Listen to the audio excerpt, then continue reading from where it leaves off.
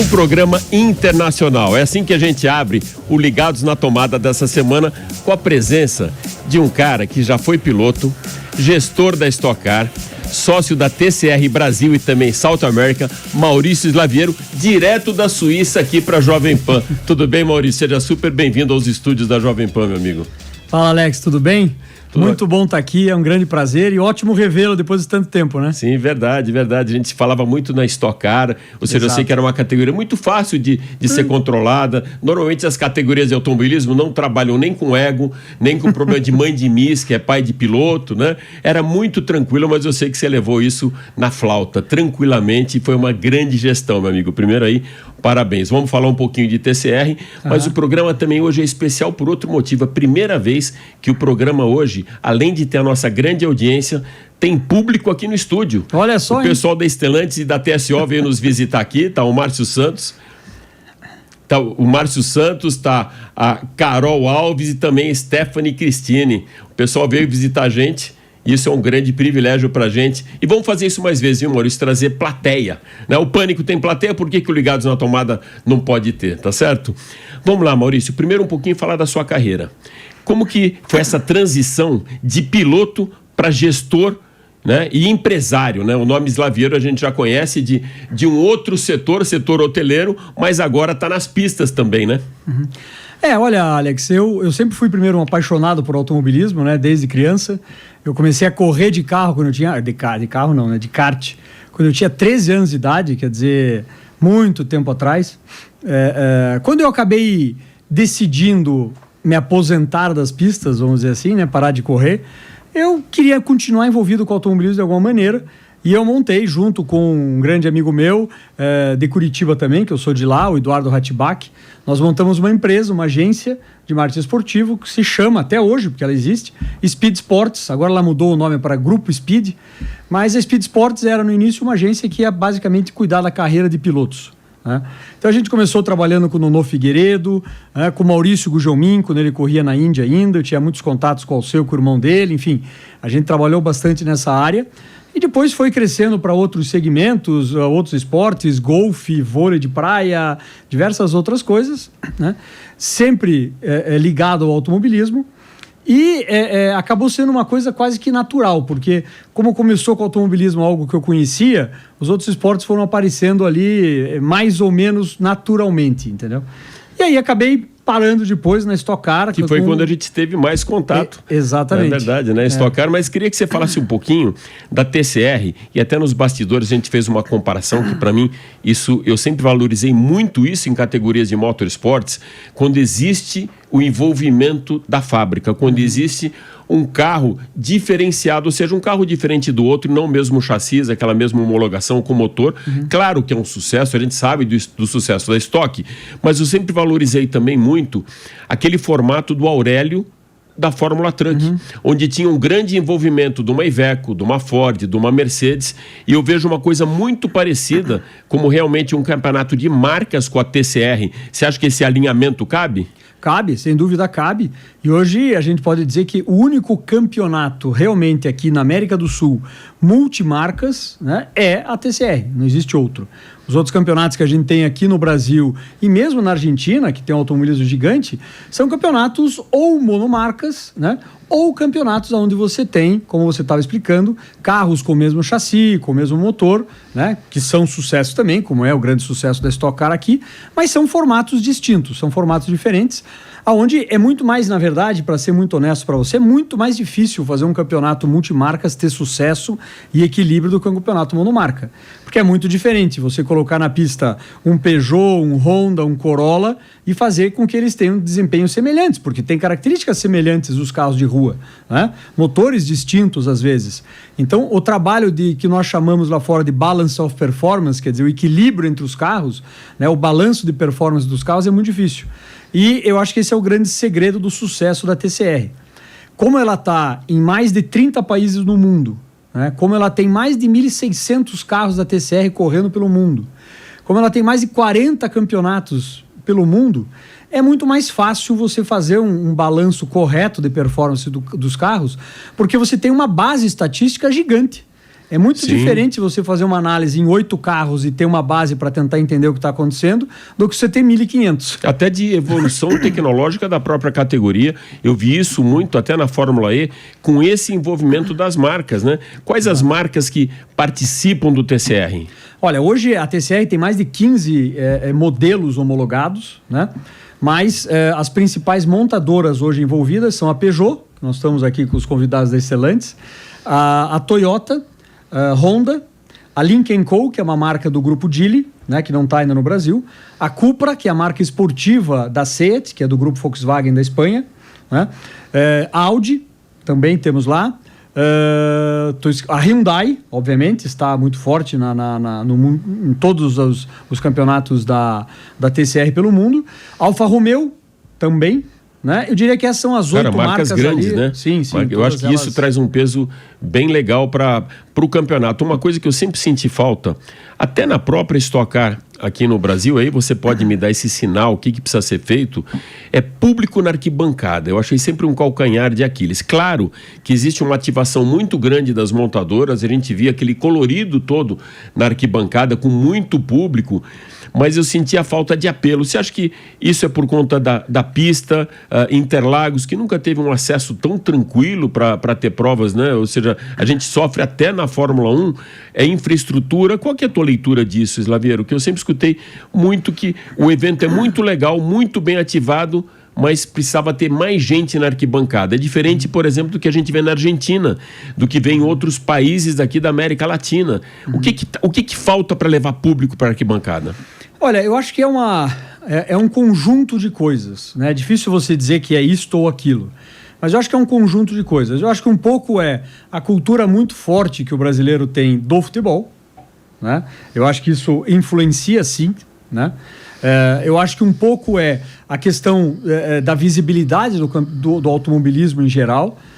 Um pouco, sem dúvida, é a questão de que você no autódromo tem que criar outras atrações, né, e outras atividades para que os convidados e enfim, quem comprou o ingresso está assistindo a prova Eu via isso, te interrompendo um pouco, eu vi isso na Inglaterra e na Itália, que eles chamavam de Race Weekend, né, que começava na sexta-feira e todo o período da sexta, do sábado e domingo com um carro na pista, né? Exatamente. Então, essa é outra coisa, eu acho que você está sempre com atividades de pista, né, que hoje a Stock Car está fazendo bem, porque corre lá junto da Stock Car, corre a Stock Light, corre agora a Turismo Nacional, Fórmula 4. Na época que eu estava na Vicar, eu trouxe para dentro da Vicar e criamos o Mercedes-Benz Challenge, o Mini Challenge, a Copa Petrobras de marcas, enfim. Você tem que ter isso para que o público esteja entretido o tempo inteiro. E às vezes não é fácil você ter tudo isso junto. Então eu acho que é uma soma um pouco de cada um desses pontos. Vou virar um pouquinho a chave agora para pegar a tua vivência na Suíça. Você está 8 anos morando na Suíça, em Lugano, é isso, né? Isso, em janeiro agora vão fazer 8 anos. 8 anos. Como que você vê os modais de mobilidade lá? Eu vou falar também de eletrificação, mas não só de eletrificação. Como que você vê a mobilidade urbana na Suíça? Olha, é realmente diferente dos outros países da Europa, né? A Suíça realmente é um país diferenciado nesse aspecto. Você hoje, se você mora na Suíça e você não é uma pessoa que viaja muito pelo resto da Europa, você tem total tranquilidade em ter um carro elétrico, porque todos os cantos da Suíça têm postos de recarga. A infraestrutura elétrica viária é grande. A infraestrutura elétrica viária é excelente, né? Então isso ajuda bastante, inclusive quando você vai para os lugares mais remotos da Suíça, as montanhas, né, mais altas e mais escondidas, etc. É impressionante como você está lá no meio do nada, de repente você vê um cantinho lá, tem um carregador para você carregar o teu carro. Então essa infraestrutura realmente é muito boa.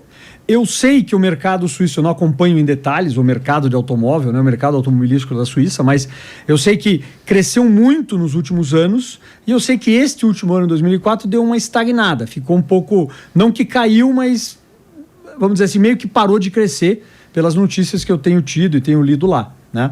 Eu acho que até na Europa caiu um pouquinho, mas eu acho que é uma questão natural de uma tendência do mercado novo de você ter uma estabilização em algum momento, né? Mas na Suíça eu acho que o mercado é muito forte de carro elétrico. Nessa semana a gente recebeu aqui na Jovem Pan, até para eles acompanharem o Pânico, queriam conhecer os bastidores do Pânico, o cônsul e o vice-cônsul da Suécia, né, o Renato Pacheco e o Peter, como ele fala, Johansson. E eles comentaram uma coisa muito interessante, que a gente, quando fala muito de mobilidade urbana, a gente fala muito de automóvel.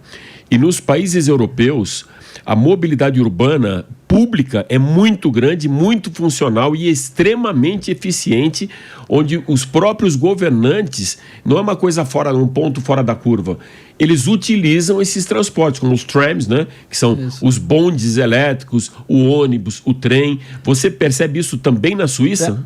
Total, eu vou te dizer, eu não sei o número exato, mas se eu errar é por pouco. Pelo menos 80%, 90% dos ônibus na Suíça são elétricos. 80, 90. É realmente impressionante. E lá tem muito... Se locomove muitas pessoas, se locomove muito ou com bicicleta, né, lá na Suíça, que ocorre em muitos outros países da Europa, como Holanda, que é uma loucura, a bicicleta se vê por todo lado. Então tem muita bicicleta com assistência elétrica lá, e tem muita moto e muita moto elétrica. Então, o mercado, como a gente estava falando, não é só automóvel. Então tem muito automóvel elétrico, tem muita bicicleta com assistência, tem muita moto elétrica, os ônibus são todos, praticamente todos elétricos, né? Então realmente esse lado é muito forte. Não só na Suíça, mas por exemplo, você estava falando da Suécia, Noruega, esses países escandinavos, a média de venda de automóveis elétricos lá é na faixa de 70% do mercado. São os países da Europa que têm a maior participação do carro elétrico. Realmente é uma loucura, muito forte. E eles estão virando a chave realmente, não sei se até 2035. 2035, que é o limite para ser só eletrificado, né? Vamos ver o que vai realmente acontecer com isso, mas essa é a lei que existe hoje, de ser realmente na Suíça tem lei também de emissão zero? É na Europa inteira esse apesar da Suíça não fazer parte da comunidade europeia, né? Ela acaba alinhando com a Europa diversos pontos aí. E esse é um deles, né? Principalmente, eu acho que nos centros das cidades, inclusive antes, se eu não estou enganado, é 2030. Mas geral vai ser 2035. Já que a gente já está falando de eletrificação, você teve ou cuidou de uma categoria de elétricos lá. Conta um pouquinho essa história. Isso, No final eu acabei indo para lá como... eu tinha duas vontades, né? Uma delas ter uma experiência internacional, viver fora do país um tempo. Nunca imaginei que eu ia ficar lá tanto tempo como eu estou agora, né? E provavelmente vou ficar muito mais tempo, porque realmente tá muito bacana lá, não só a experiência de vida, mas profissional também, né? Mas eu acabei indo em função desse projeto elétrico que se somou a essa minha vontade de ter uma experiência lá fora. Então, eu desenvolvi, desde o início, quando eu cheguei lá, nem nome tinha ainda, a versão elétrica do TCR, né, que se chamava ETCR. Tá?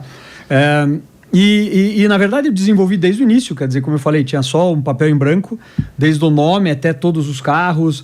Nós chegamos a ter 4 montadoras com carros elétricos participando, e aí acabou, infelizmente, não deu sequência no projeto, porque o promotor do campeonato era um franqueado, né? E infelizmente a coisa não funcionou, eles não entregaram o que realmente haviam prometido, as montadoras acabaram dando um pause no projeto, mas esse projeto tem grande possibilidade de retomar a partir de 2026.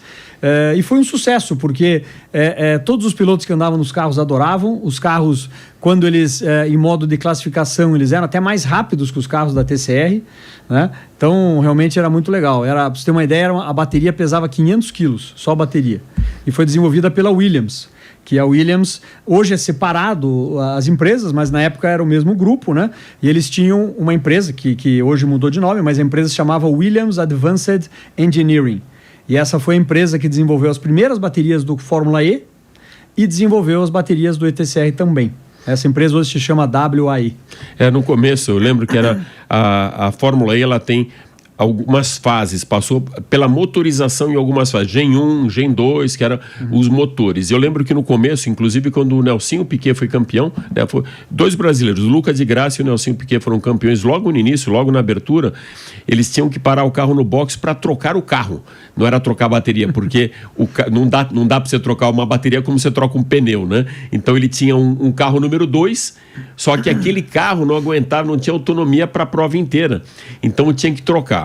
E dentro desse mote mesmo, eu vi Le Mans, que se rendeu à eletrificação com os híbridos, aquele sucesso que a Audi teve, né, com R8 híbrido, a Fórmula 1 também, de alguma maneira, regenerando com KERS e um motor híbrido também, e depois a Fórmula E dos 100% elétricos. Por que eu te falo isso? Para saber se existe um planejamento estratégico para vocês da TCR South America, de alguma maneira também irem para o lado da eletrificação. Tem sim. Inclusive era para já ter acontecido em 2024, mas o projeto existe para 2026 e os carros serem híbridos. Tá? Já está em fase de desenvolvimento e testes lá na Europa. Esse projeto é um kit elétrico, né, que vai ser instalado em todos os carros, e agora cada uma dessas montadoras que eu comentei que está hoje dentro da TCR, eles já receberam esses kits e eles estão iniciando os testes para que o sistema funcione da maneira correta e como a gente deseja. Então, vão ser carros que eles vão ter uma potência um pouco maior, mas principalmente vai ser utilizado para que a gente tenha uma dinâmica de competição mais bacana, né, dos momentos de ultrapassagem, etc. Então, essa bateria vai ter uma carga, né, de aproximadamente, as corridas de TCR, em média, tem 30 minutos. Então, essa bateria vai ter uma carga de mais ou menos 5 a 8 minutos.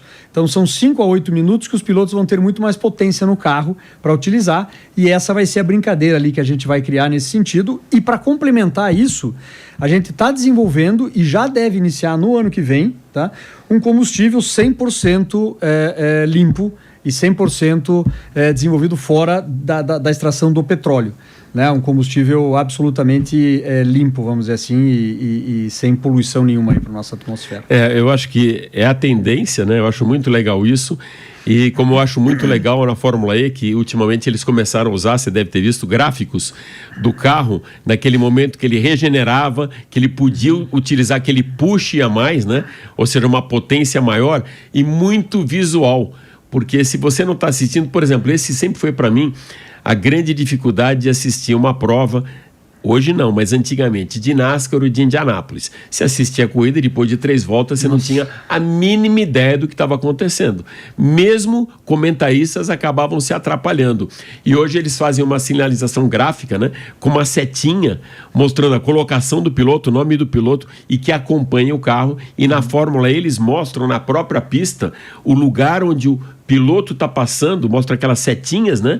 E quando está regenerando, quando ele está usando o push dele, isso eu acho muito legal quando vai para esse lado mais intuitivo, para você entender, porque é muito difícil você entender uma categoria, como eu ir para um jogo de beisebol. Eu acho bonito e não tenho a mínima ideia do que está acontecendo ali, mas é isso, eu acho que é mais ou menos exatamente. Isso. E na Fórmula E, isso que você comentou das setinhas, na verdade é onde ativa o sistema. Sim, onde ativa. Ele precisa passar ali para ativar o sistema, né? Inclusive no começo tinha uma brincadeira do Mario Kart, etc. Sim. É a mesma coisa que você vê no joguinho, né? Do Mario Kart, onde você passa e ganha mais potência.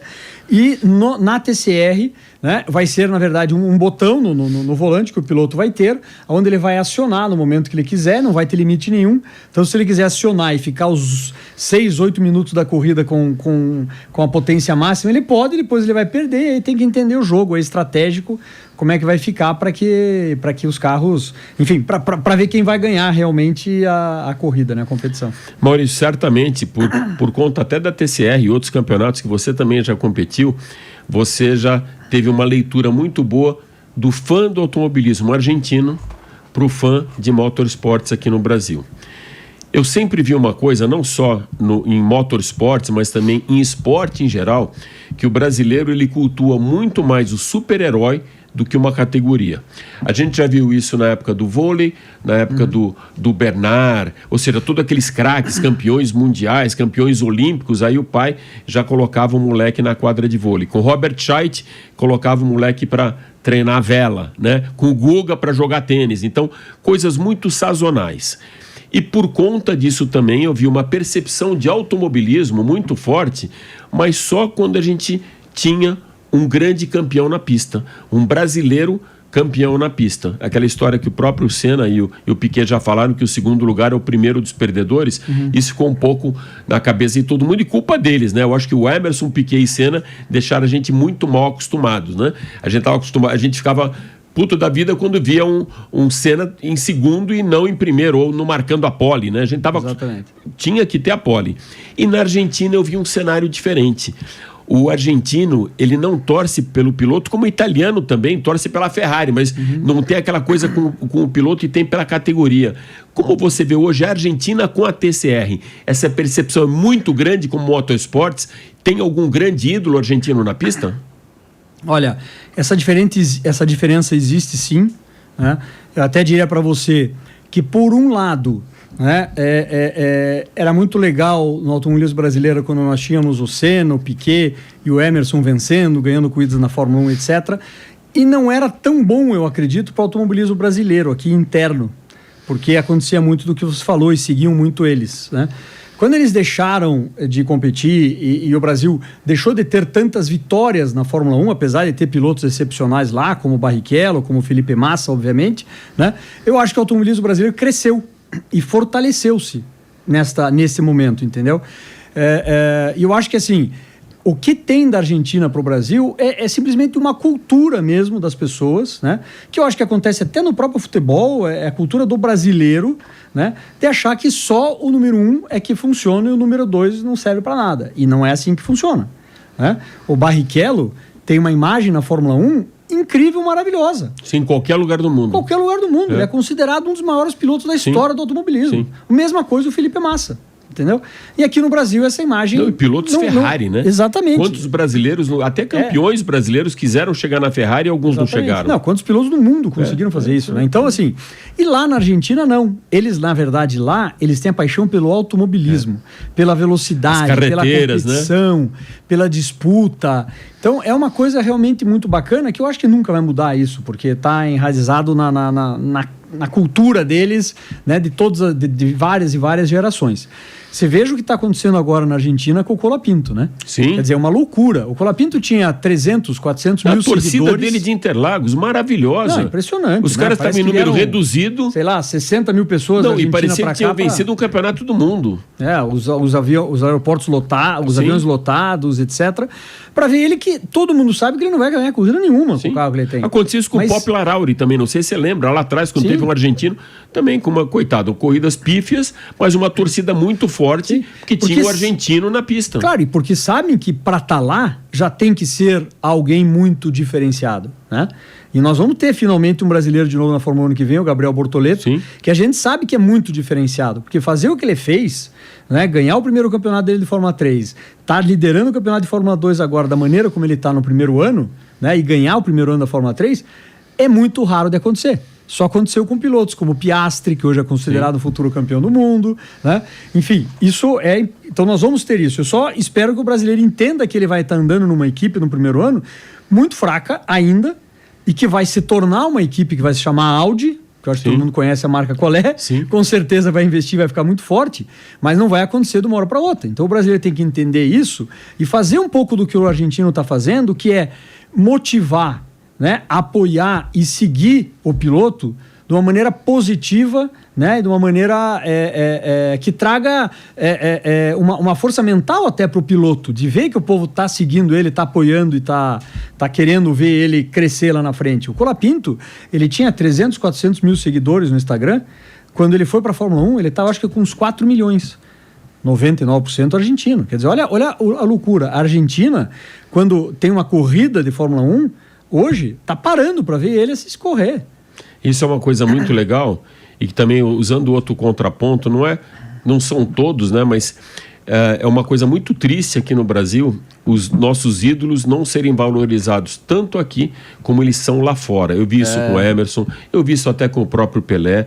As notícias aparecem como grandes críticas e, para mim, a maior delas, tristeza do nosso automobilismo, foi a própria Copersucar, que trouxe uma mágoa muito grande para o Wilsinho, até para o próprio Emerson, onde eles eram... E o Barrichello, você falou de Barrichello, as piadas que faziam com o Barrichello, as piadas que faziam com a própria Copersucar, que parou a ter de apoio aqui do Brasil. Imagina, uma equipe que consegue colocar um piloto em segundo lugar no pódio. Nossa. Uma equipe brasileira, com os recursos que tinha no Brasil. Para mim, Alex, com o Ricardo de Villa, com o Emerson, com o Wilsinho, e não ser prestigiada diferentemente do que o argentino faz com os seus ídolos, né? Para mim, isso tem duas palavras, na minha opinião, sempre, né?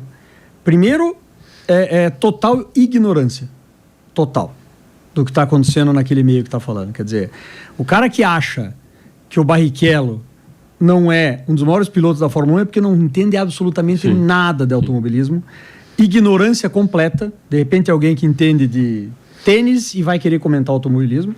E segundo, para mim, é um pouco de arrogância, sabe? É um pouco de arrogância porque as pessoas querem se promover em cima desse tipo de comentário. Sim. Então, aí que eu acho que infelizmente, a falha que não acontece na Argentina, né? Lá é uma visão totalmente diferente. Mas, enfim, eu acho que não adianta. Estamos no Brasil, é assim que as coisas acontecem e o que a gente tem que fazer é tentar mostrar que não é assim, que é diferente. Vamos ver, de repente, agora com o Gabriel na Fórmula 1, a gente consegue ter uma visão um pouco diferente, fazer as pessoas terem uma visão um pouquinho diferente do automobilismo, né? Do automobilismo, não, desculpe, dessa questão de só tem que vencer, se você vence, você é alguma coisa. Não, né? e não é assim. E até com provas mesmo. Um dia, conversando com o Christian, eu perguntei para ele estava indo para Daytona, já tinha corrido na Indy, tinha corrido na Fórmula 1 e ganhou algumas vezes Daytona. E eu falei para você, é um especialista em Daytona agora, né? Você venceu 2 provas na Indy, você teve em boas equipes também na Fórmula 1 e agora a coroa, achei que foi segundo lugar em 500 milhas de Indianápolis, né? Quando o nosso querido Jacques Villeneuve venceu em 1995, né? Ele foi segundo. Ele falou uma coisa muito interessante. Alex, eu sou um piloto de carro de corrida. Qualquer carro de corrida, eu não tenho que escolher a categoria.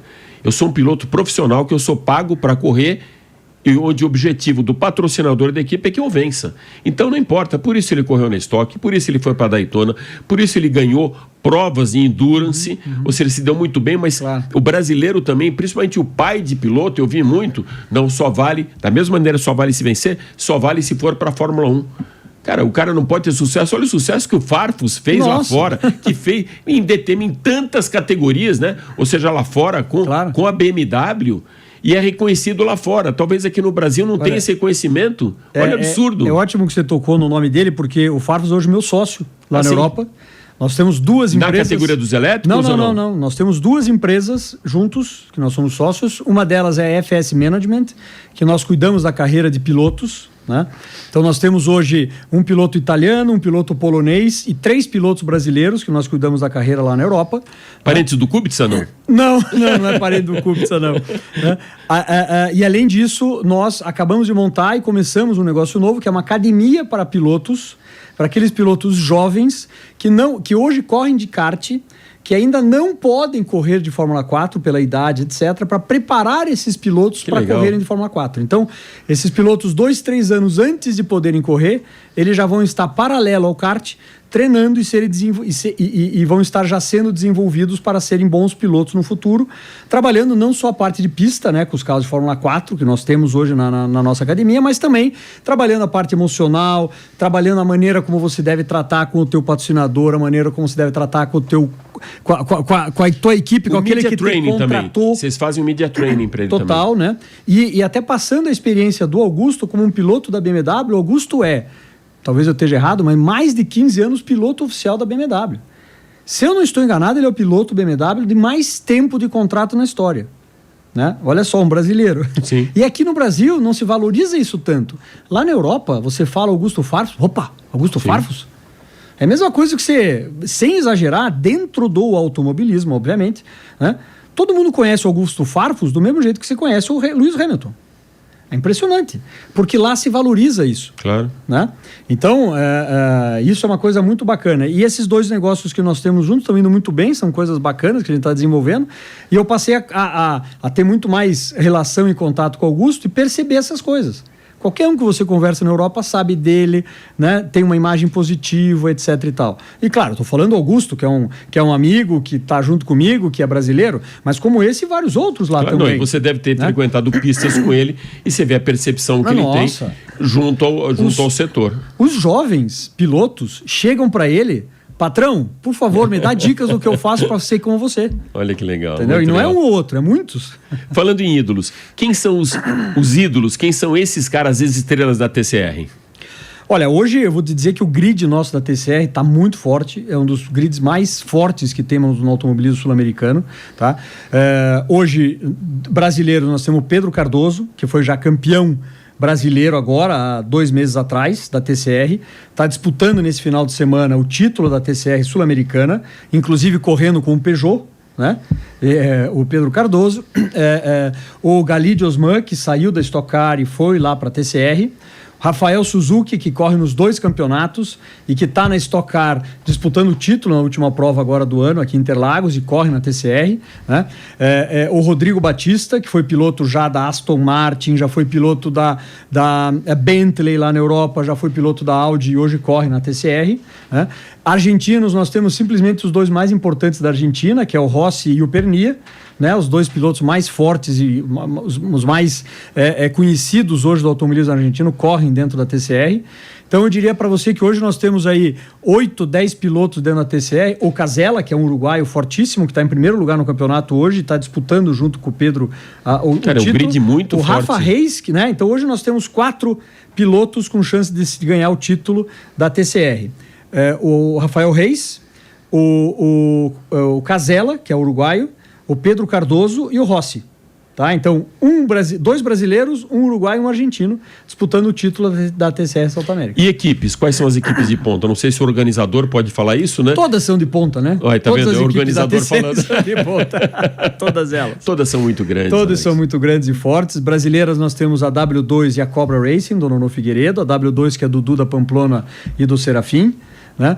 Que é o famoso Bochecha, conhecido como Bochecha, acho que ninguém sabe que o nome dele é Serafim, né? Depois, na Argentina, nós temos o Dário Ramonda com uma equipe Honda, o Rosso, Vitor Rosso, também piloto, antigo piloto famosíssimo da Argentina com uma equipe Honda, o Martino, com uma equipe Toyota, o Martino com uma equipe Honda, né? E a equipe PMO Racing, que corre com o Peugeot. Olha, muito legal isso, e o Máquinas na Pan também vai mostrar um pouco da categoria. Slaviero, super obrigado. Você trouxe várias estrelas, né, da categoria da TCR aqui pra gente. A gente falou um pouco de mobilidade elétrica, mas o grande topstar é esse cara que está aqui do meu lado, realmente.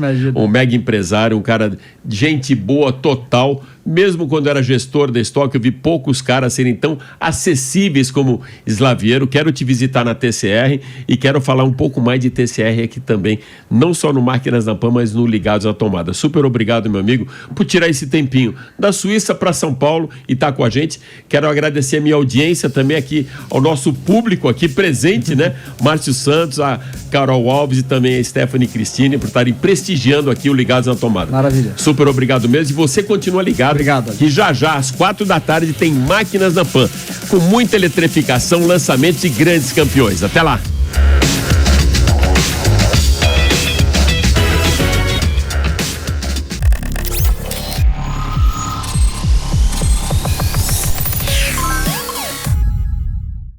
A opinião dos nossos comentaristas não reflete necessariamente a opinião do Grupo Jovem Pan de Comunicação. Realização Jovem Pan News.